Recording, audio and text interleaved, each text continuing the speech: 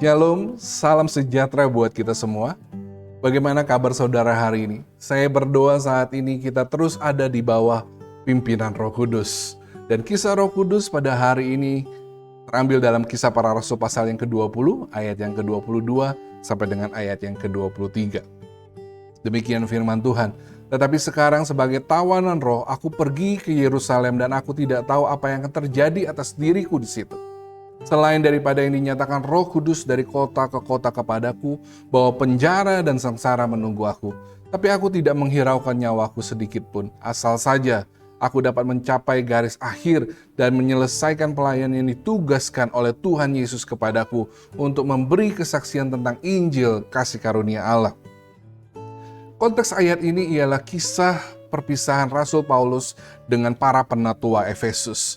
Saat itu Paulus sedang berada di kota Miletus, hendak pergi dan bahkan tinggal di Yerusalem pada hari raya Pentakosta. Perpisahan tersebut begitu mengharukan dan begitu menyedihkan karena Paulus mengatakan bahwa ia mungkin tidak akan bertemu mereka lagi. Karena oleh Roh Kudus Paulus tahu apa yang akan menimpanya ketika ia berada di Yerusalem, yaitu penjara dan sengsara. Namun Paulus tidak takut menghadapi semua itu. Bahkan ia tidak menghiraukan nyawanya sedikit pun. Yang terpenting bagi Paulus ialah menyelesaikan pelayanan yang Tuhan berikan kepadanya karena ia sudah menjadi tawanan Roh Kudus. Tawanan Roh Kudus di sini berbicara mengenai mengikatkan diri dengan Roh Kudus. Artinya kita melakukan apapun yang Roh Kudus mau kita lakukan. Kita pergi kemanapun Roh Kudus suruh untuk kita pergi. Yang perlu kita perhatikan bahwa Roh Kudus tidak selalu memimpin kita ke tempat yang nyaman dan menyenangkan. Namun sebaliknya Roh Kudus juga membawa kita ke tempat yang sebaliknya, di mana ada kesengsaraan mungkin, ada penderitaan yang harus kita alami. Ketika kita mengikuti tuntunan Roh Kudus selama hidup kita, sepanjang hidup kita, kita harus selalu siap sedia, baik menghadapi hal yang baik dan menghadapi hal yang tidak baik yang Tuhan izinkan, Tuhan inginkan kita melaluinya. Artinya, selama kita dipimpin oleh Roh Kudus, kita bisa mengatakan, it's okay to not be okay. Manusia cenderung menghindari, bahkan lari dari keadaan yang tidak oke, tidak baik, tidak nyaman, tidak menyenangkan. Namun ketahuilah bahwa kita tidak akan bisa menghindari dan lari terus-menerus dari keadaan tidak oke. Karena hidup kita seperti roda, kadang berada di atas, kadang berada di bawah. Saya teringat dengan apa yang dikatakan oleh Ayub ketika ia mengalami penderitaan yang begitu hebat, yang bukan disebabkan oleh kesalahannya. Di dalam ayat pasal yang kedua, ayat yang ke-10 mengatakan, apakah kita mau menerima yang baik dari Allah, tetapi tidak mau menerima yang buruk. Dalam kesemuanya itu Ayub tidak berbuat dosa dengan bibirnya. Selama kita mengikuti pimpinan Roh Kudus, it's okay to not be okay. Bahkan Yakobus 1 ayat yang kedua dan ketiga mengatakan, saudara-saudara, anggaplah sebagai suatu kebahagiaan apabila kamu jatuh ke dalam berbagai-bagai pencobaan.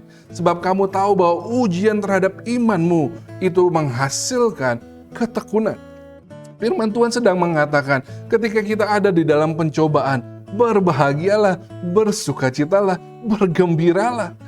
Karena kita tahu siapa yang menuntun kita, yaitu Roh Kudus, Roh kebenaran, Roh penghibur, dan semua yang tidak baik yang Tuhan izinkan terjadi di dalam kehidupan kita. Ada maksud dan tujuan yang mulia, yaitu menggenapi rencananya dan menjadi kesaksian yang memuliakan Bapa di surga. Mari kita mengatakan kepada diri kita sendiri ketika kita ada dalam pergumulan sesaat, it's okay to not be okay. Seorang yang pernah mengalami penderitaan hebat di kamp konsentrasi Nazi Jerman, Viktor Frankl, pernah mengatakan kita perlu menghadapi seluruh penderitaan kita. Bukan lari, tapi menghadapi seluruh penderitaan kita. Dan berusaha untuk meminimalkan perasaan lemah dan takut. Tapi kita juga tidak perlu malu untuk menangis. Karena air mata merupakan saksi dari keberanian manusia yang paling besar, yakni keberanian untuk menderita. Filipi 4 ayat ke-13 mengatakan, segala perkara dapat kutanggung di dalam Dia yang memberikan kekuatan kepadaku. Jangan menyerah dan putus asa. Bersama dengan Roh Kudus kita dapat melalui keadaan yang baik maupun keadaan yang tidak baik dengan ucapan syukur dan iman.